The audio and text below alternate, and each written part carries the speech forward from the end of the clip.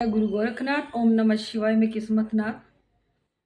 देखो, जिसको भी घर में कोई दिक्कत है, कोई भी परेशानी है, उसको कोई भी परेशानी हो, आपने क्या करना है उसके लिए 5 लड्डू लेने हैं आप लोगों ने।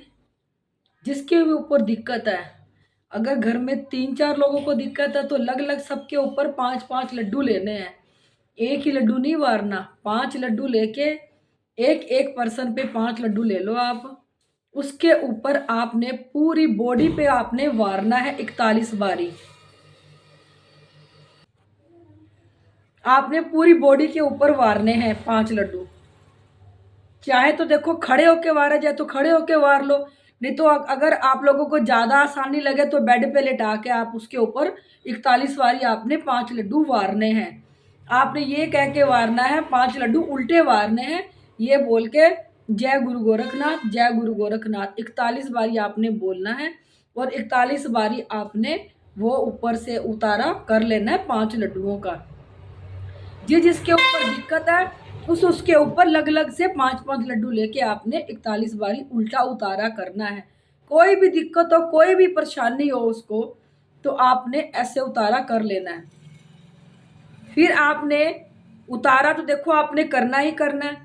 अगर आप लोग अपने घर में 1.25 महीना गुरु गोरखनाथ की अखंड जोत जगा सकते हो तो देखो बहुत अच्छा है। अगर जो अखंड जोत नहीं जगा सकता गुरु गोरखनाथ की, तो वो दोपहर 12 बजे तक, जो सुबह वो जोत जगाता है, जितने बजे भी जगाए वो, उसकी जोत कम से कम दोपहर 12 बजे तक जगनी चाहिए ही चाहिए।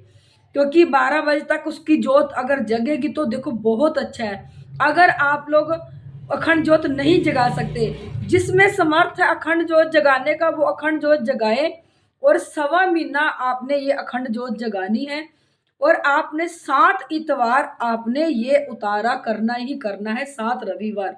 जिसके ऊपर कोई दिक्कत है या घर में कोई परेशानी है, कोई भी वजह हो आपके घर में, तो आपने ये उतारा करना है। आपने उतारा करके क्या करना है, जब आपने उतारा कर लिया 41 बारी जय गुरु गोरखनाथ का नाम लेके आपने, फिर आपने क्या करना है, वहां पे माड़ी पे जाओ, क्योंकि माड़ी पे ही आपको धूना चेतन मिलेगा। हुआ हुआ माड़ी पे जाओ, आपको धूना मिलेगा वहां पे। आप थोड़ी सी आम की लकड़ी ले जाओ। अगर आप आम की लकड़ी नहीं लेके जा सकते तो कोई देखो वो पाथियां बनी होती है गोबर की, वो ले जाओ आप। वहां जाके आपने धुने में आप पहले लकड़ियां लगा दो आप, या लकड़ी लेके गए लकड़ी लगा दो, गोया लेके गए गोया लगा दो। और जलाने के बाद आपने कपूर की टिक्की ले जाना।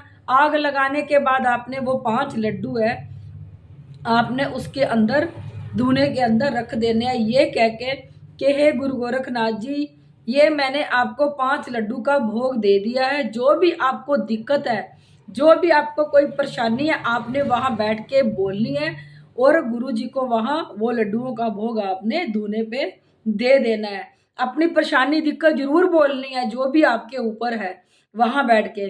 फिर आपने वहां बैठ के सबसे पहले गुरु मच्छंदर नाथ की आपने 5 माला निकालनी है। ये बोल के जय गुरु मच्छंदर नाथ, जय गुरु मच्छंदर नाथ बोलना है। उसके बाद आपने गुरु गोरखनाथ जी की 5 माला निकालनी है वहां बैठ के। फिर आपने घर जाके भी आपने यही करना है। घर में भी आपने जब आप जोत जगाओगे गुरु गोरखनाथ जी के नाम की, चाहे वो अखंड जोत हो, चाहे आपने दोपहर तक जगानी है 12 बजे तक, तो आपने 5 माला घर बैठ के गुरु मच्छंदर नाथ की निकालनी है, जय गुरु मच्छंदर नाथ, जय गुरु मच्छंदर नाथ। और 5 माला आपने जय गुरु गोरखनाथ जी की निकालनी है, बोल के जय गुरु गोरखनाथ, जय गुरु गोरखनाथ। ये आपने करना ही करना है। और देखो 1.25 महीना आप लोगों ने, 41 दिन आप लोगों ने गुरु गोरखनाथ जी का चालीसा पढ़ना ही पढ़ना है।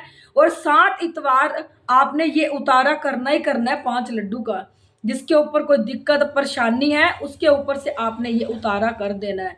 आपने ये कम से कम 7 रविवार कर लेना है, 7 संडे आपने ये उतारा करके आपने माड़ी पे जाके आपने ये लड्डू वहां हवा, जो भी वहां धुना चल रहा होगा, आपने थोड़ी सी लकड़ियां ले जाओ और वहां पे आप एक कपूर की टिक्की जला के वहां उसमें धुना चेतन करो। फिर उसके अंदर वो 5 लड्डू रख के ये कहना है गुरु गोरखनाथ जी 5 लड्डुओं का भोग मेरा स्वीकार करो। और आपने ये भी कहना है जो आपकी दिक्कत परेशानी है जो भी हो, वो आपने वहां बोलनी है, फिर बैठ के आपने माला जाप करनी है।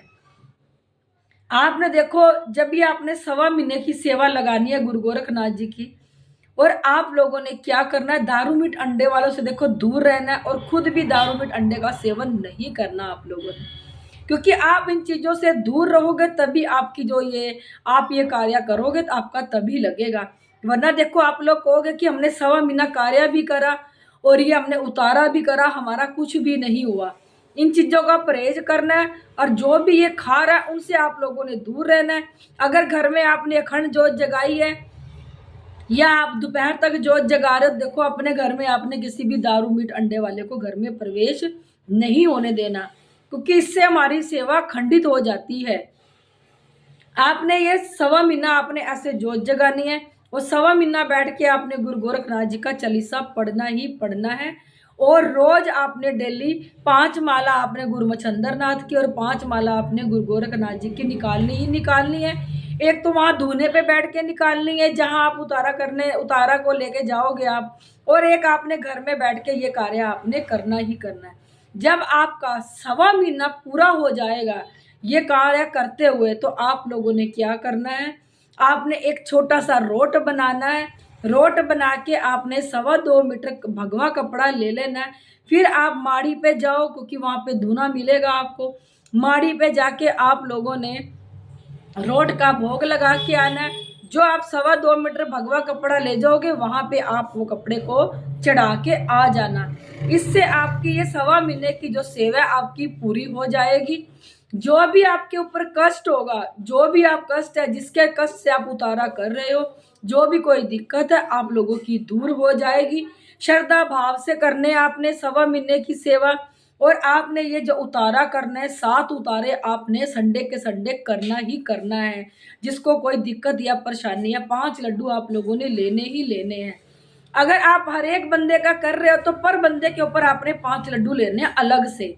ये नहीं है कि 5 लड्डू का आपने उतारा एक पे कर दिया, वही लड्डुआ का उतारा आपने दूसरे पे कर दिया।